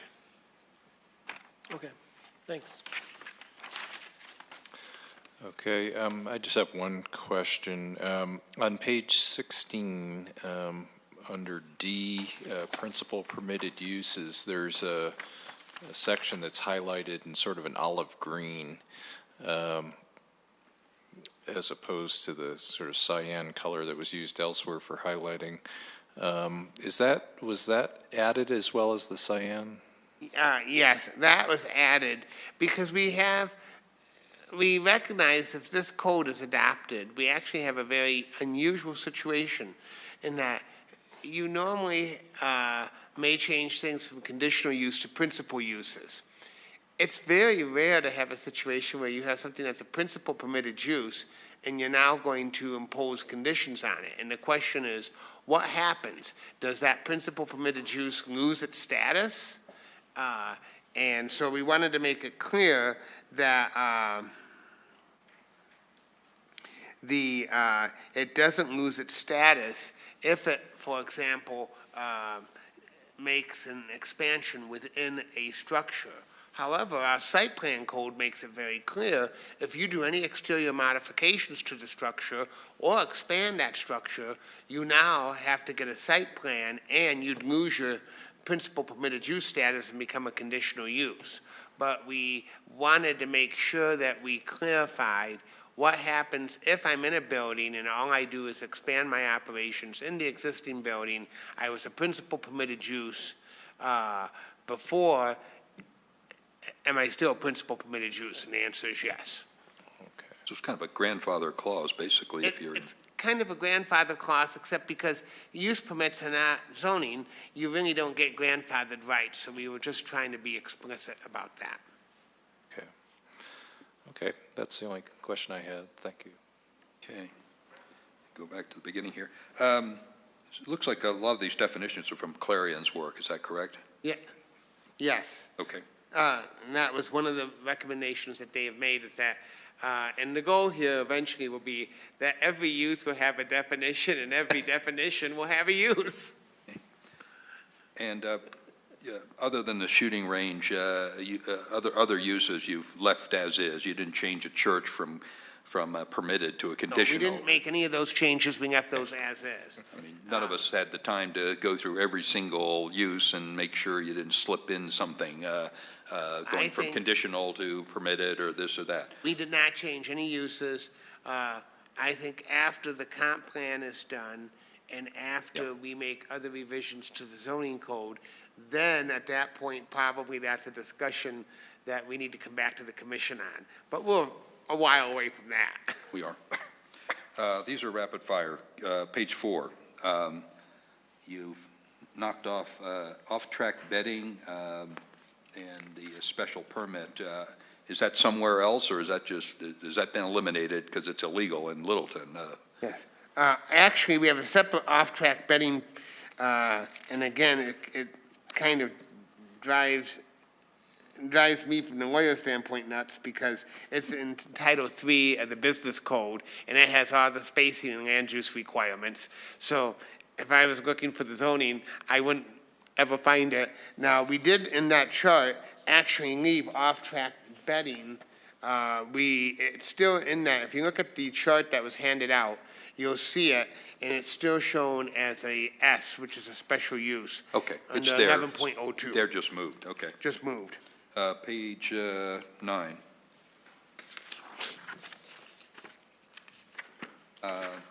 Number 9, you talk about the design and construction of the firing range shall be certified by a professional engineer. I mean, I deal with a lot of engineers, and most of them are not qualified to verify the capacity of a .45 caliber bullet going the speed of sound or whatever. Do you want to maybe, what do you mean by professional engineer that has certification to deal with this kind of issue? Well, actually, my suggestion would be that perhaps we actually should have it be a professional design consultant, which could either be an engineer or an architect, because realistically, in my experience at least, I have had situations like this where the design of something like the containment of the projectiles would actually be done by the architect and not by an engineer. So good luck with that. I think we ought to just have it be a professional design consultant, and we probably would then just add a definition in the definitions section under design consultants, which would be a registered professional that could be either a registered engineer, a registered architect, a competent professional or something of that nature. You work out the wording, but I think you need to that would make be that less fuzzy. Page 11. Just out of curiosity, for sexually oriented businesses, operating hours 6 p.m. to 1 a.m. That's kind of interesting. You don't need that kind of business at noon, or what? Well, is that? The good news is, I suppose, is that with the advent of the internet, this is actually part of our existing code. With the advent of the internet, we see far fewer of those. One of our problems in our code is there are several different types of sexually oriented businesses. Right now, we only had performance standards for the conditional use permits for one type. So the other types, we had no performance standards for.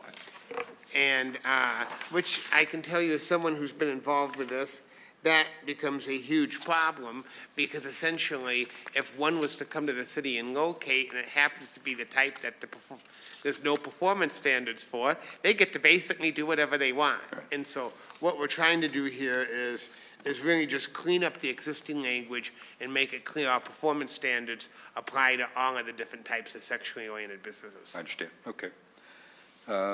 Page 16, that was the olive. I had the same question, what that's for. 17, I think Robin brought up the hearing officer. 18, one typo, E is permit to tail to timely remove. I think that's permit to fail to timely remove. Somebody mentioned there was several punctuation errors, spelling errors. You really need to go through this.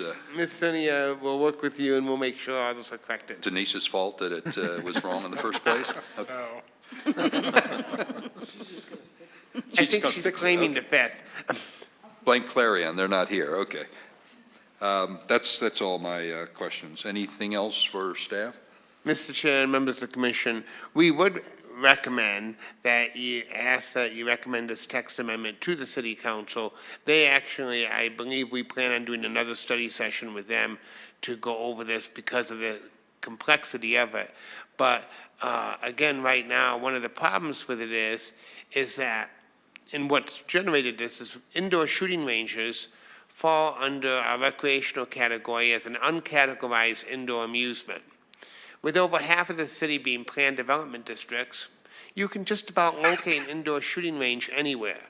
And this is really to give us a tool to make sure that for the future we can address land use in a more thoughtful fashion. Yeah, that was the reason for doing this in the first place, the main reason, yeah. And clearing up some other, yes, little more minor loose ends. Chairman, if I might, Commissioner Reynolds had asked me sort of a direct question about whether arcades would be allowed in the same zone districts as bars. And bars are allowed in the transitional and B1 district, whereas arcades are not. So there is a slight difference there. However, as Mr. Kemp noted, the advent of the internet has really reduced the number of arcades, strictly arcades, that are even out there. A business like OneUp would be considered more of a bar than an arcade. So I wanted to answer that question because it was a direct question. Okay. Any other questions? Okay, we'll open it up to public comment. We have a sign-up sheet.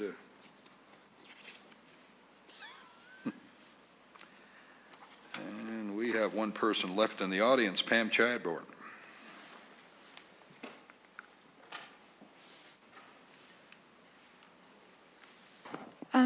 Planning Commission, thanks for your thoughtful review of this. My concern is that there's too much in one document here, and I would prefer that it was more focused and then a separate document address the other changes that would be nice to make. It's a lot to bite off in one bite, and I think we should walk before we run.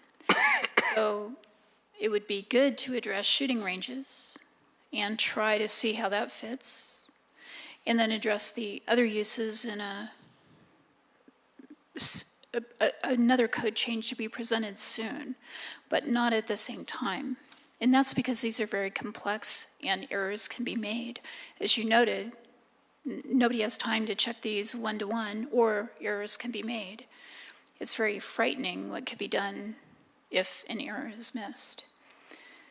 A specific problem I have is that on page 10, letter N, outdoor shooting ranges shall meet the following conditions. It's about properties and residential or agricultural, and I don't see anything about parks, agricultural buildings. I don't see anything about agricultural land use, parks, or open space. Again, we're talking about the South Platte area here. There's parcels there that are available. I bet some of these could be sited there. I don't want any outdoor shooting range near animals or wildlife. I don't think that's the intent of people in the city. If you let that happen, it will draw attention. There needs to be a restriction here to protect wildlife, open space, parks, and other kinds of uses like that. And there's a question about the the auditory impact of these. The engineer that you're searching for the indoor ranges is somebody who can assess the sound impact. That's what the South Park neighbors were worried about. And I am worried about this because I live near the South Platte, and if there's a shooting range anywhere along there, I'm going to hear those. This is a valley. People developed along valleys, and you can hear everything for miles for what happens in that valley. I think there should be no outdoor shooting ranges. I think that's fine for Littleton. I think we have the kinds of uses, residential, business, and some kind of natural areas, and that's what people love. There shouldn't be any outdoor ranges here because the auditory impact alone would impact all of us negatively. So I think this goes too far. I think it reflects some personal opinions by some people behind the scenes personally, but that's neither here nor there. I think you have to act in the interests of the city. And there are policy questions here that I don't think are compatible with our community or our history or our future. There need to be more restrictions here, and there's just too much in one place for it to be evaluated properly. Thanks very much. Thank you. Seeing no one else in the audience, we'll close the public portion of the hearing Any last comments from staff? No, sir. Okay. Do we have a motion? Discussion? Motion man ready to go again? Yeah, I was going to do it this time. Yeah, Is it go. all right? You've never volunteered. It's a short one. Fire away. Okay. Just kidding. I move to approve PC Resolution 01-2019, amending Title 10 of the City Code, Chapter 1 regarding recreational definitions, and Chapter 8 regarding conditional uses to include indoor shooting ranges, which forwards a favorable recommendation to City Council with no conditions. Okay, we have a motion. Do we have a second? Second. Okay. I want to discuss an amendment. It seems to me that there is no place in Littleton that can support a outdoor shooting range with all the limitations on or minimum standards for setbacks and distance from firing range. Why is it in our code? I mean, if you wanted to build one, you'd have to buy up properties to the left, to the right, in front of you, spending millions of dollars to acquire property to put a shooting range in. Why we have it in the code? Mr. Chair, members of the commission, the reason is there is a U.S. Supreme Court case, McDonald versus City of Chicago, and it involves the Second Amendment. Chicago enacted regulations prohibiting indoor and outdoor shooting ranges. They were sued. The courts, and while they prevailed in the lower courts, what the Supreme Court said and what also the Seventh Circuit U.S. Court of Appeals in a subsequent case said is, listen, you can't delegate Second Amendment rights to surrounding jurisdictions. So my recommendation is we're better off to have an outdoor shooting range provision, even though it's basically, in essence, impossible to meet in Littleton, because there is nowhere in Littleton that is that's a mile away from a residence. And if we were to get a Second Amendment challenge, we can say, well, listen, we've provided it. The fact it might cost you $25 million to buy all the property necessary to do it, so be it. But we have provided for it, and we don't have this Second Amendment issue. I didn't make an amendment, so there's no reason to rescind the amendment I didn't make. So we're back to the main motion, or the motion. Any discussion? Can I ask a follow-up question to yours, Mark? Along the lines of the outdoor shooting range definitions and restrictions, it says currently that it shall not be sited within 1 mile of residences located in the direct line of fire. It seems to me that shouldn't be sited within 1 mile of anything within the direct line of fire, right? I don't know if that's a modification that we could make at this level. But I think that's a modification. Well, I mean, anything that would be populated, like a park or an outdoor roadway.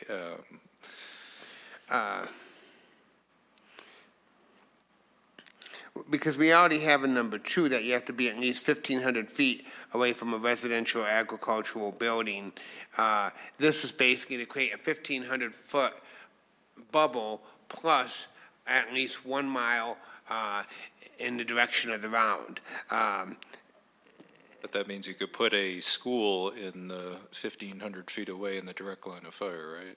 Yeah, 1,500 feet would be basically a little bit more than almost a third of a mile away.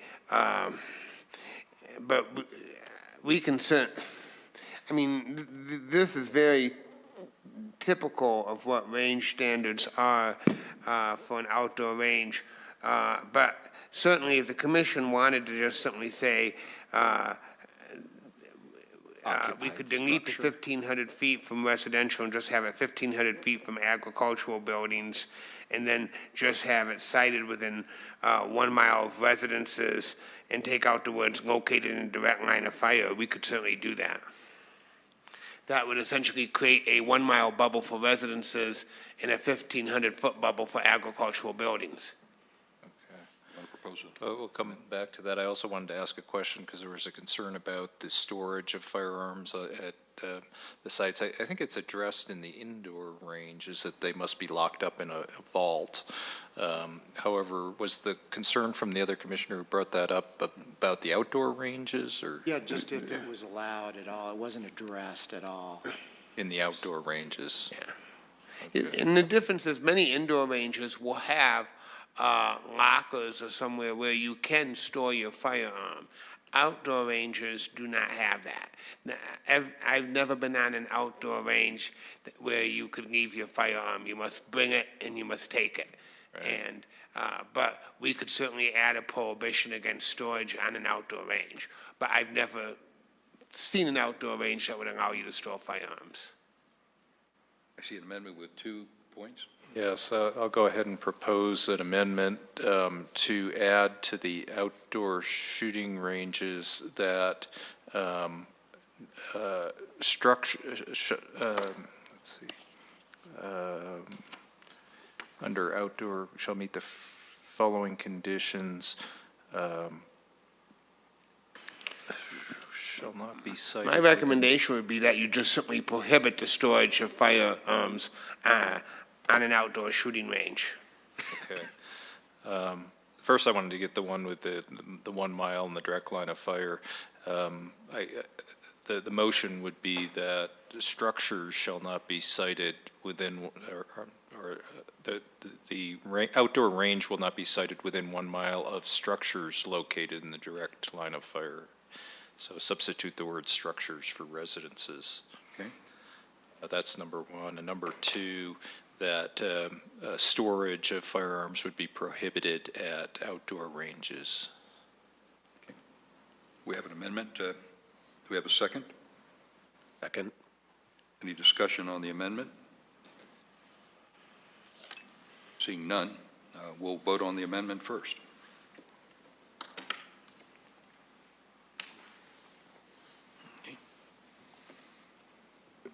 The vote's unanimous and the motion carries for the amendment. Thank you. Now we're back to the main motion. Any discussion on the main motion? Should we clarify that on page 9, K9, we should change professional engineer to professional design consultant, or can we read that as? I think it's a suggestion. That's how I intended it. All right. If somebody wants to make an amendment for that, that'd be fine. I'm not going to. Mr. Chair, I can just tell you that before first read, we've heard that from the commission, and it would be our intent that we make that modification before first read. Certainly, if the commission wants to do an amendment, you could, but it's certainly our intent to make that modification before first reading. Okay, I'm satisfied with that. Along with other typographical errors and things that were mentioned in this hearing. We'd have 30 or 40 amendments for right. Spelling errors. Okay. Any discussion on the main motion? I had just one question. Sure. On the use table, any use that's conditional, are there any constraints on that conditional approval or disapproval of that use? Is it narrowly constrained, or does the city council have some leeway based on public opposition or whatnot? What we're trying to do is, again, we have all kinds of conditional uses, which we also don't have performance standards in our code. One of the things you're seeing here is us bringing to you performance standards, because if there are performance standards, those all become part of that approval. What is a problem is when a conditional use comes to you and we don't have any performance standards, because then either you have to make them up, or basically the person gets a conditional use permit and there's nothing to tie it to. So the answer is, where we have performance standards, they have to meet all those standards, period. Okay. Any other comments? Time to vote on the main motion.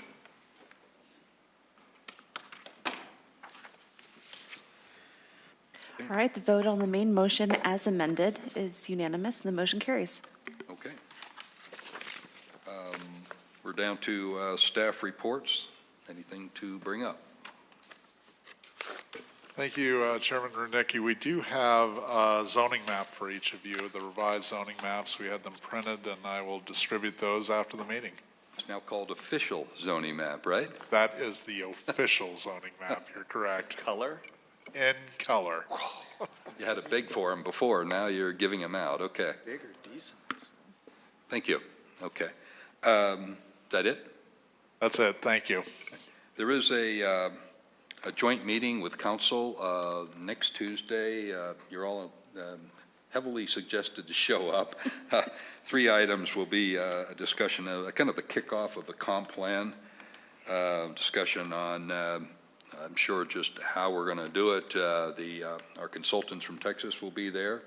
They'll be there at the next night. They'll be at this coordinating committee meeting. Second item for Tuesday is site development plan code amendments. Third item is the quite interesting future concepts at Mineral and Santa Fe for that bottleneck that we have currently. That should be fascinating. So we're invited to stay for all 3 of those items in our little study session with council. 6:30? 6:30? 6:30, yes. Second thing, anybody else can chime in, but I just want to publicly thank Jocelyn Mills for all her work on as community development director. She, along with council and our staff, are responsible for turning us from a reactive commission back to a planning commission.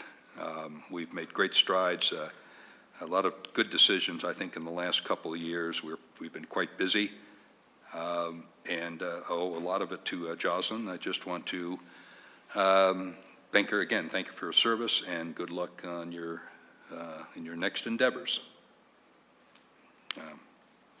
Anybody else have anything to say? Yes. Just encourage folks to have a look at the commercial modernism in the West Littleton Boulevard corridor, which was last week at a city council study session. It's a fascinating report on the architectural history of Littleton Boulevard, and there truly are some gems of buildings there that you might have overlooked when driving by. Has that now been accepted by council and officially published? I haven't seen it. The report was published for the study session. But I didn't watch the study session. I skimmed the report. I see. Okay. It was a fascinating report. There's a number of very interesting buildings, and I think that will probably be one of the things in the comp plan. Usually you would have a historic preservation element, and this report would get integrated into that element. And so I would expect that it would be seen again. I think there'll be a lot of those kind of reports as addendums to the comp plan. Yes, they become within an element part of the comp plan. Yeah. For instance, the traffic study, the first one we've ever done, I could see it being mentioned in 2 or 3 pages of the comp plan, but the majority of it would be an addendum attached to the comp plan. Yes. And normally that's what you would see is a comp plan with a number of elements. Yes. And those types of things part of the elements, as well as specific area plans being part of the comp plan as well. Okay. And lastly, we had a vote over the holidays for who's going to represent Planning Commission. I won the straw poll. I'm condemned to go to a lengthy meeting starting next Tuesday. There'll be, I think, 6 altogether the next 9 months. It's going to be a very busy next 6 months. So get ready here. We're going to have a lot of study sessions. If I'm the representative on the CCC, this committee, I'm trying to formulate how I'm going to get all of you involved so that you're not just thrown a rough draft and you're reacting to it rather than being involved with the actual preparing of the first draft. So that's one of my charges, is how do I get the information out to you. So anything else? We are officially adjourned.